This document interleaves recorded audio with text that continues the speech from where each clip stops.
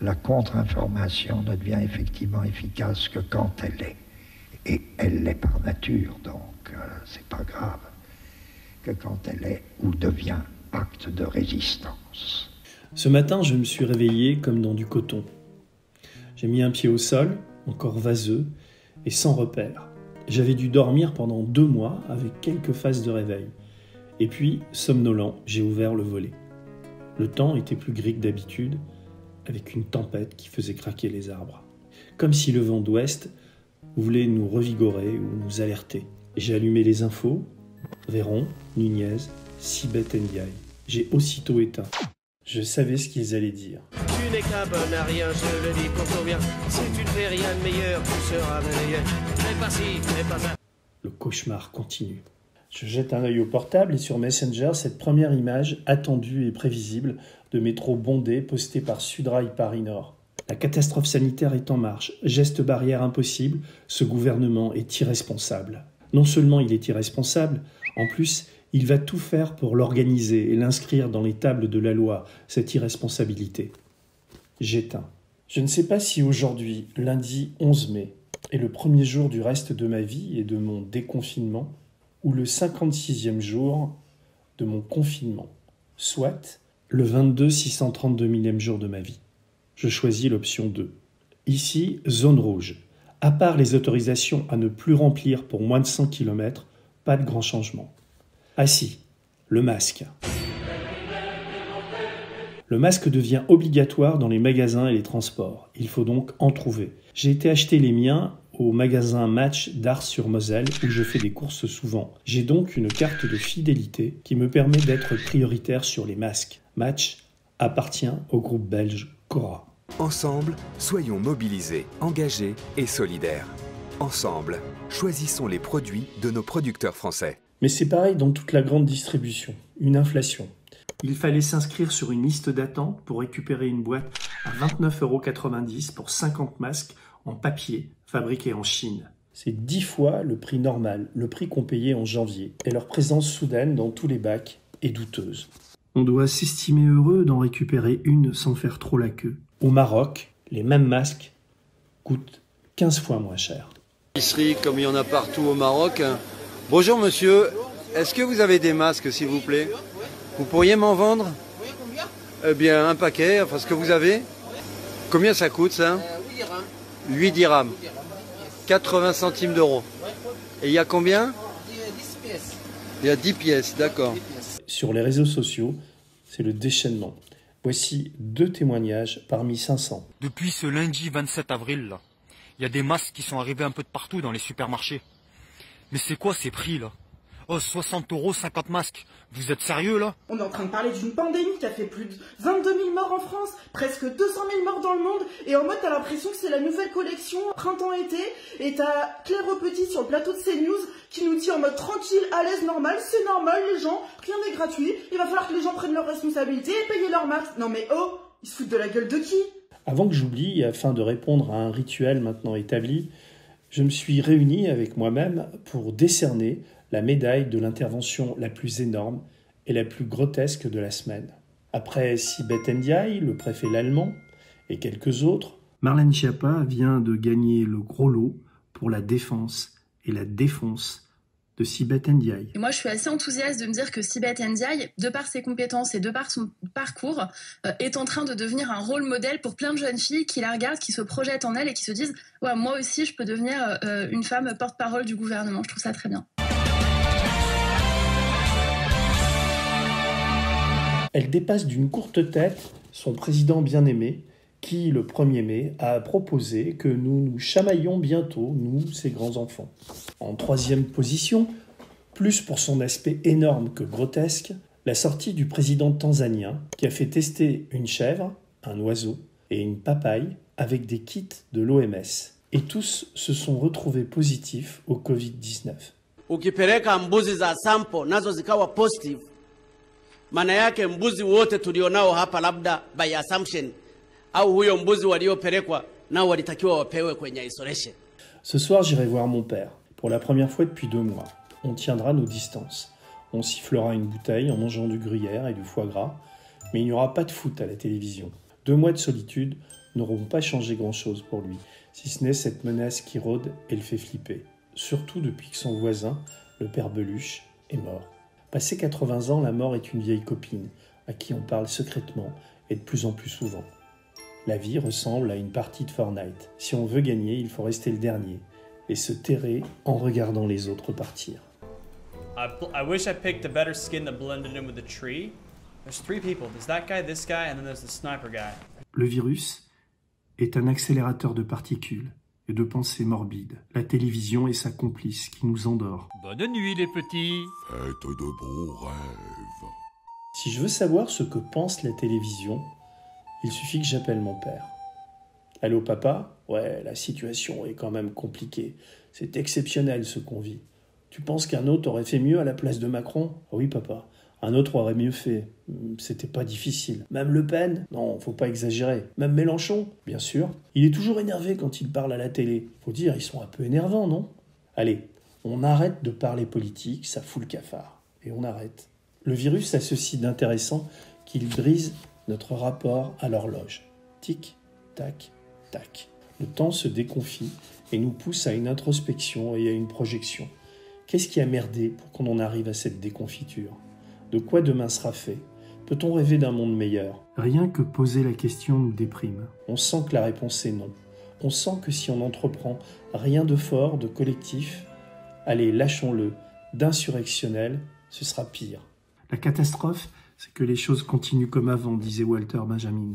Car ce pouvoir, malgré la liste impressionnante de ses erreurs, de ses mensonges, de ses reculades, de ses manipulations, ne lâchera rien et va poursuivre son travail d'abaissement de nos valeurs, de nos capacités à résister, à nous regrouper, à nous défendre, à nous autodéfendre. Vous avez vu cette histoire de scission orchestrée par un sous-groupe d'En Marcheurs à l'Assemblée ? Il paraît que le président n'est pas content. On est triste pour lui.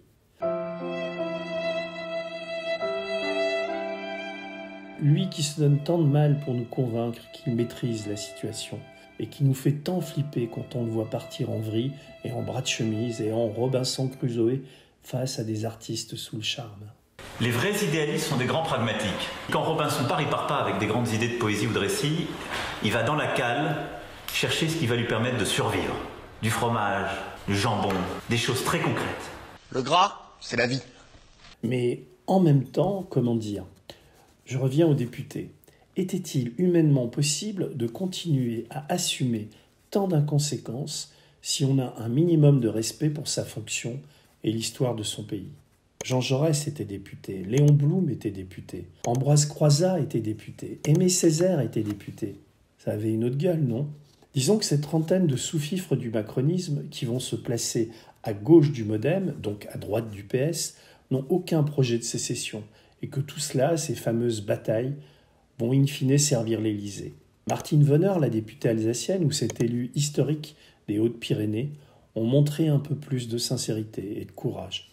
Alexis Poulain résume assez bien cette situation de La République En Marche en la raccrochant à la tribune mollassonne de Nicolas Hulot, qui revient par la petite porte pour se poser en recours. Comment peut-on être député en marcheur aujourd'hui sans avoir honte ?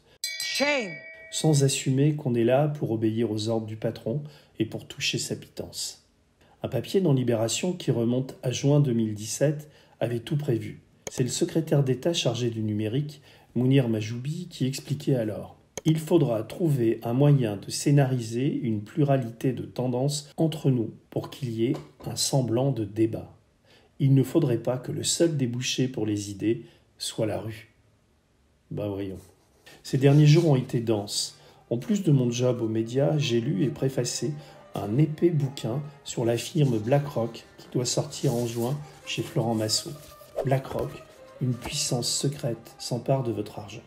Je vous parle de BlackRock pour un tas de raisons. D'abord, ça change du Covid. Aussi parce que pendant qu'on s'occupe de l'épidémie, on oublie que BlackRock est un virus tout aussi dangereux à long terme qui grignote nos vies, nos intimités, nos comptes en banque et qui travaille dans l'ombre. BlackRock prospère comme la mafia. Moins on en parle, plus ça agit. La société dispose de plus de 6 000 milliards de dollars d'actifs. Ils proviennent majoritairement de gros investisseurs, mais aussi de millions de petits épargnants. Lorsqu'on brasse autant d'argent, on peut influencer des entreprises, des politiciens et même des États. Et Larry Fink, le patron de BlackRock, 68 ans, air-liste de clergyman, est un parrain qui cache son jeu pour mieux nous faire les poches. Larry est un libertarien qui pense qu'on devrait travailler au moins jusque 68 ans parce que le travail est, selon lui, épanouissant. Larry, c'est l'art d'ignorer les pauvres et d'enrichir les riches. Emmanuel Macron l'aime beaucoup. Il a reçu ce champion toute catégorie des retraites par capitalisation et son staff en grande pompe, mais discrètement, à l'Élysée en juillet dernier. Ça aurait dû nous mettre en alerte. Larry Fink est de loin le plus puissant financier de Wall Street. Le coronavirus lui a fait perdre 1000 milliards de dollars, mais c'est 2 fois moins en pourcentage que ce qu'ont perdu les sociétés cotées en bourse dans le monde. Malgré ces pertes, la Federal Reserve vient de faire appel à BlackRock pour sauver l'économie américaine. Le livre d'Heike Buchter, une journaliste allemande, suit la montée en puissance du patron de BlackRock et nous permet de mesurer l'ampleur du danger. BlackRock ne répond jamais aux questions des journalistes et pèse 7 000 milliards de dollars, compte près de 15 000 salariés, prodigue ses conseils et investit l'argent de ses clients dans des sociétés d'une centaine de pays. Les gouvernements nationaux et l'Europe l'ont laissé se développer grâce à 2 activités qui se nourrissent l'une de l'autre à notre détriment.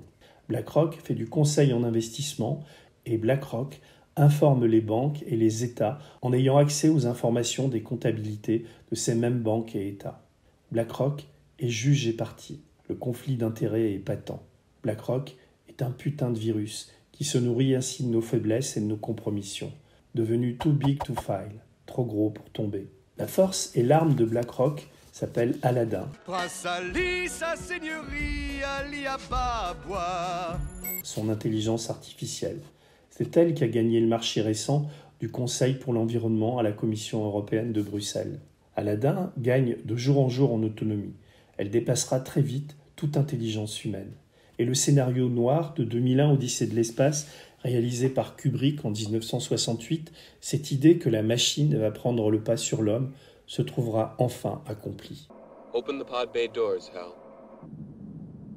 I'm sorry, Dave. I'm afraid I can't do that. What are you talking about, Hal? This mission is too important for me to allow you to jeopardize it. Les lignes de code du programme d'Aladdin n'ont pas d'égal sur la planète numérique. Aladdin grandit quotidiennement. Depuis 20 ans, près d'1 millier d'analystes fabriquent l'intelligence artificielle la plus performante du monde. Tous les discours politiques, les relevés de cartes bancaires, nos consommations transitent par Aladdin. 6000 ordinateurs exécutent des centaines de millions de calculs par semaine, écrit Heike Buchter. Une installation à rendre la NASA jalouse. Les valeurs brassées par Aladdin en une année ont été estimées à 18 000 milliards de dollars. BlackRock, sans la maîtrise d'Aladdin, n'est rien. BlackRock conseille la Fed, la BCE, Airbus, Exxon, JP Morgan, Apple et est un actionnaire important des principales entreprises du CAC 40 français. On est dans une émission de télévision. Larry Fink, son costard passe-partout, ses cravates grises et ses lunettes cerclées d'or, est assis aux côtés d'un gestionnaire de hedge fund, un vieux loup de Wall Street. Il faut se méfier des vieux loups, surtout quand ils sont riches, car ils se sentent parfois pousser des ailes. Face à un Larry Fink qui n'en croit pas ses oreilles et se tasse de plus en plus, le vieux loup énonce hilar. You get this party mobile, and everybody in the party in this mobile, and they're all in this party, they're all having a drink. And in the drink, they're all having this drink and having fun. And you know who's pushing that thing? They're pushing it. It's Larry Fink and Janet Yellen. Pushing that, and they're pushing the goddamn thing. Larry se demande vraiment ce qu'il est venu faire dans cette galère. Mais le vieux loup n'en a pas fini. Il regarde l'animateur et demande. And they're moving toward this cliff, see? And the cliff is there. And this thing is going to go over this cliff. And you know what's going to destroy it? They're going to hit a black rock. That's right. That's what I'm saying. Tout le monde pouffe, sauf le patron de BlackRock. Qu'est-ce que tu penses du Ramon? Bah, qu'est-ce que tu veux que j'en pense? J'en pense rien, moi, de ton Ramon. J'en ai rien à foutre. Je voulais oublier le virus. J'ai regardé Touche pas au Grisby de Becker avec Ventura et Gabin. J'adore ce film. Audiard n'est pas au dialogue, mais c'est tout comme. Albert Simonin a écrit le bouquin dont le film est inspiré. L'histoire de 2 potes, Max et Riton, un malin et un sentimental. On oublie souvent qu'on doit à Simonin le caf se rebiffe. 30 ans de fausse monnaie, pas un accro. Un mec légendaire, quoi. Et les tontons flingueurs. Les cons, ça ose tout. Et c'est même à ça qu'on les reconnaît. Soit que du bonheur. Quand je regarde des vieux films, il y a toujours un moment où je compte les morts. Chaque film en noir et blanc est un tombeau. Je me demande ce que Gabin aurait pu dire ou faire de ce qu'on vit aujourd'hui. Peut-être ça. Le film était diffusé sur C8 chez Bolloré, qui nous fourgue des pubs à tout va. J'étais tranquille en train de me faire avoir, pour la 10e fois dans cette histoire de truand au grand cœur, quand une pub m'a ramené au virus. Imaginez que chaque applaudissement soit un don.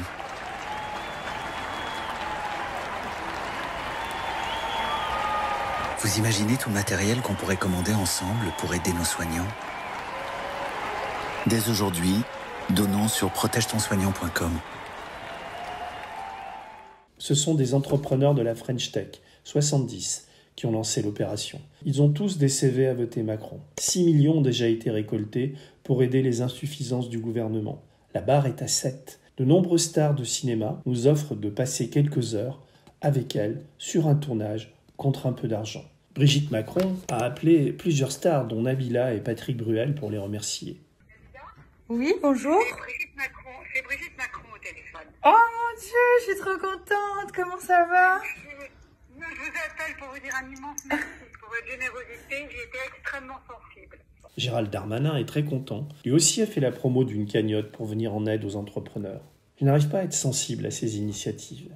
La ficelle est grosse. S'il y a eu tant de morts dans les EHPAD, si on manque de masques et de surblouses, si l'hôpital public est dans cette merde noire, il le doit à ceux qui n'ont pas entendu les cris, les démissions, et ont regardé couler le navire en détournant le regard. Macron, Buzyn, Philippe, Darmanin, Le Maire. Je n'arrive pas à trouver cool l'attitude de ces vedettes de cinéma qui se sont nourries sur la bête et se réveillent aujourd'hui pour offrir aux populos une journée de tournage ou un déjeuner en leur compagnie. Ce n'est pas de cela dont on a besoin. On aurait aimé que vous soyez là plus tôt pour soutenir les mouvements de lutte, de révolte, pour ouvrir vos gueules et ne pas vous planquer derrière vos statuts d'artistes désengagés. C'est trop tard maintenant de venir faire le beau. Pierrot, t'es pas beau, tu dis des âneries. Il y en a un que je sauve, c'est Vincent Lindon. Il y a 1000 ans, il la joue solo, mais il franchit la ligne juste avant que ça bascule. Et sa vidéo a bientôt 5 millions de vues. Bonjour, je m'appelle Vincent Lindon. Bonjour, je m'appelle Vincent Lindon. Est une sorte de voiture balai de la Macronie.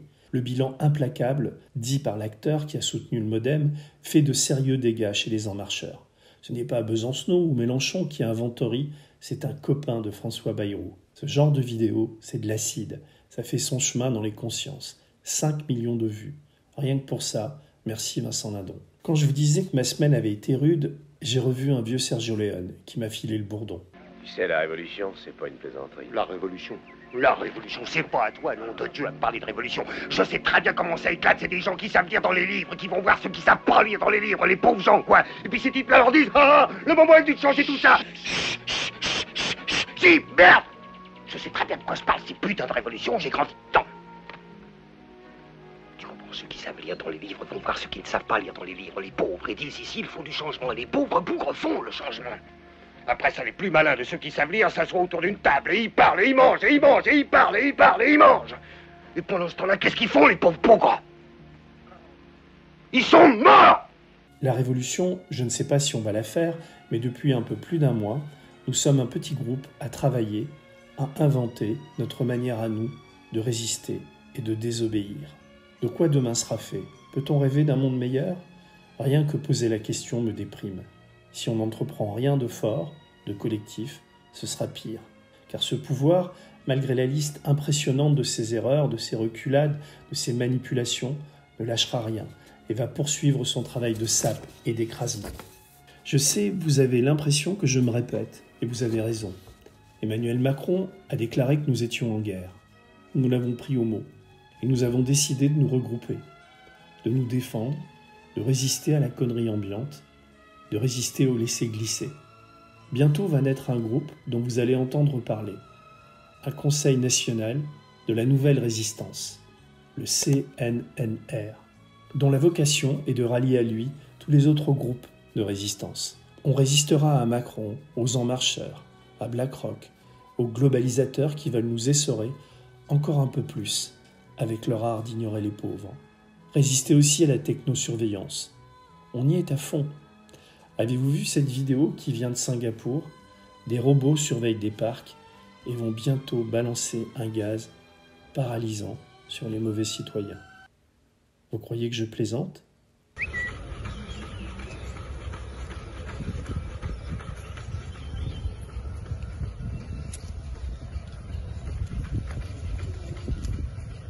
Bientôt, ce modèle, sponsorisé par BlackRock et La République En Marche, sera dans nos parcs, nos rues, nos forêts.